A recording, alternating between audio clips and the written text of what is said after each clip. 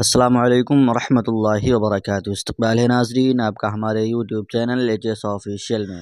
سامعین، اویسی ہارون ندوی اویسی صاحب کی سیاست کے حوالے سے علماء پر تحدیدی تنقید نظریاتی گمراہی کا دروازہ ہے۔ ہماری گزشتہ تحریر پر کچھ احباب کی جانب سے یہ اعتراض سامنے آیا کہ جیسے آپ نے بیرسٹر اسد الدین اویسی کے رویے پر تنقید کی، ویسے ہی آپ کو مفتی ہارون ندوی پر بھی لکھنا چاہیے تھا، کیونکہ ابتدا انہوں نے کی تھی۔ یہ اعتراض بذات خود اس بات کی دلیل ہے کہ ہمارے معاشرے کا ایک بڑا طبقہ عقلی غلامی اور اندھی عقیدت کے کس خطرناک درجے پر پہنچ چکا ہے۔ ان معترضین کی خدمت میں چند اصولی اور منطقی گزارشات پیش ہیں۔ سب سے پہلی اور بنیادی بات یہ ہے کہ ہماری سابقہ تحریر مفتی ہارون ندوی کے دفاع میں تھی ہی نہیں۔ پوری تحریر میں ایک جگہ بھی نہ تو ان کا نام لیا گیا اور نہ ہی ان کے موقف کی تائید کی گئی۔ ہمارا موضوع سخن مسلم قیادت کا دم بھرنے والی ایک مخصوص فکر اور اس کا مخصوص بیانیہ تھا، نہ کہ دو افراد کی ذاتی لڑائی۔ یہ عجیب منطق ہے کہ اگر ہم زید کی غلطی پر ٹوکیں تو کہا جائے کہ آپ نے بکر کی غلطی کیوں نہیں بتائی، حالانکہ اس وقت زیر بحث زید کا وہ جملہ ہے جو پوری ملت کے اجتماعی مفاد اور دینی ڈھانچے پر ضرب لگا رہا ہے۔ جو بات تحریر میں موجود ہی نہیں، اسے زبردستی گھسیڑنا بدترین قسم کی ذہنی غلامی ہے۔ اسد الدین اویسی کے تنقیدی کلمات نظریاتی گمراہی سے قریب ہیں۔ ہمیں مفتی ہارون ندوی کے کسی عمل یا بیان سے اختلاف ہو سکتا ہے اور ہے، لیکن وہ ایک انفرادی معاملہ ہے۔ اس کے برعکس بیرسٹر اسد الدین اویسی نے جو جملہ کہا وہ ایک نظریاتی گمراہی سے قربت اور جاگیردارانہ ذہنیت کی عکاسی کرتا ہے۔ اویسی صاحب کا یہ کہنا کہ عالم ہو تو مسجد کے ممبر پر بیٹھ کر وعظ کہو، سیاست میں آؤ گے تو یہ ہوگا وہ ہوگا، دراصل سیکولرزم کی اس انتہا پسندانہ شکل کا اظہار ہے کہ جہاں دین کو مسجد تک محدود کر دیا جاتا ہے۔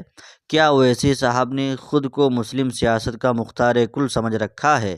کیا سیاست صرف ان کی جاگیر ہے؟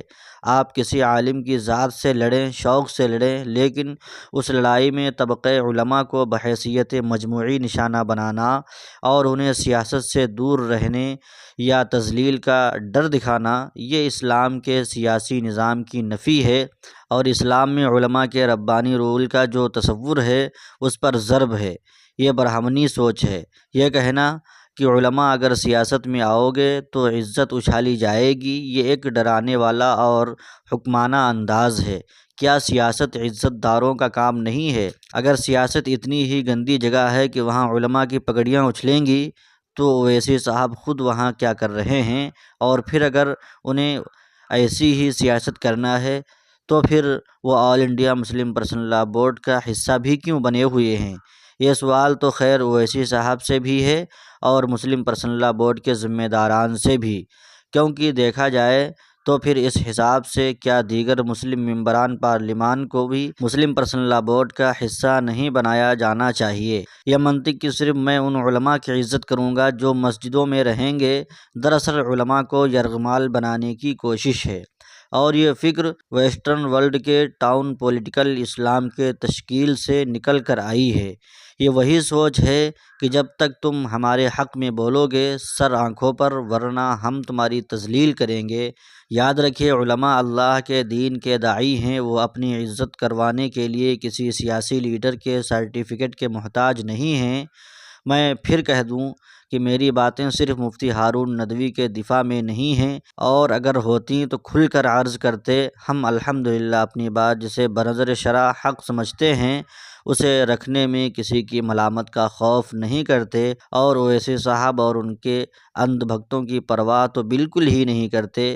یہ اندھ بھکت اویسی صاحب کے گن گاتے ہیں سوشل میڈیا ریلز پر اویسی کی تقریریں سن کر، جبکہ ہم نے خوب زمین پر اویسی کو دیکھا ہے جب وہ زیرو تھے، اور جب اٹھنے لگے 2014 کے بعد تو ہم لوگوں نے مسلم سیاسی قیادت کے نام پر زمینی سطح پر ان کا ساتھ دیا۔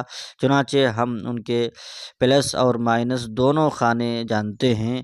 معترضین کا رویہ بتاتا ہے کہ وہ حق کو سیاسی شخصیات کے پیمانے سے ناپتے ہیں، حالانکہ اصول یہ ہے کہ شخصیات کو حق کے پیمانے پر پرکھا جائے۔ جب محبت، عقیدت یا سیاسی وابستگی عقل پر غالب آ جائے تو انسان دلیل سننے کی صلاحیت کھو دیتا ہے، وہ ذہنی غلام بن جاتا ہے۔ پڑھا ہے کہ شخصیت پرستی وہ بیماری ہے جو انسان کو آزاد پیدا ہونے کے باوجود ذہنی غلام بنا دیتی ہے۔ جب تم حق کو پہچاننے کے بجائے صرف اپنے پسند کے سیاسی لیڈر کی ہر بات کا دفاع کرنے لگو تو سمجھ لو کہ تم نے اپنی عقل کا سودا کر لیا ہے۔ اندھی عقیدت کی سب سے بڑی نشانی یہ ہے کہ اس میں مبتلا شخص کو اپنے لیڈر کی کھلی ہوئی غلطی بھی حکمت یا بے باکی نظر آتی ہے اور خیر خواہ کی جائز تنقید بھی سازش۔ بہرحال ہماری تنقید کا محور اویسی صاحب کا وہ بیانیہ ہے جس کے تحت علماء کو سیاست سے بے دخل کرنے یا ڈرانے کی کوشش کی گئی۔ یہ ایک خطرناک رجحان ہے۔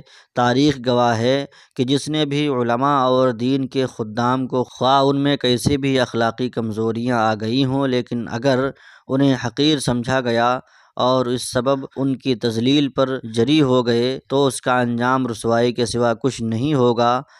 کسی بھی مومن کی تذلیل و تحقیر کا انجام رسوائی ہی ہے۔ اویسی کے اندھ بھگت حامیوں سے درخواست ہے کہ خدا را شخصیات کے خول سے باہر نکلیں، سوشل میڈیا پر ریلز دیکھ دیکھ کر نظریہ بنا کر خود کو ذہنی غلام نہ بنائیں، کسی بھی بات کو اصول اور دلیل کی بنیاد پر پرکھیں۔ اندھی تقلید نہ دین میں جائز ہے اور نہ ہی سیاسی شعور میں اس کی کوئی گنجائش ہے۔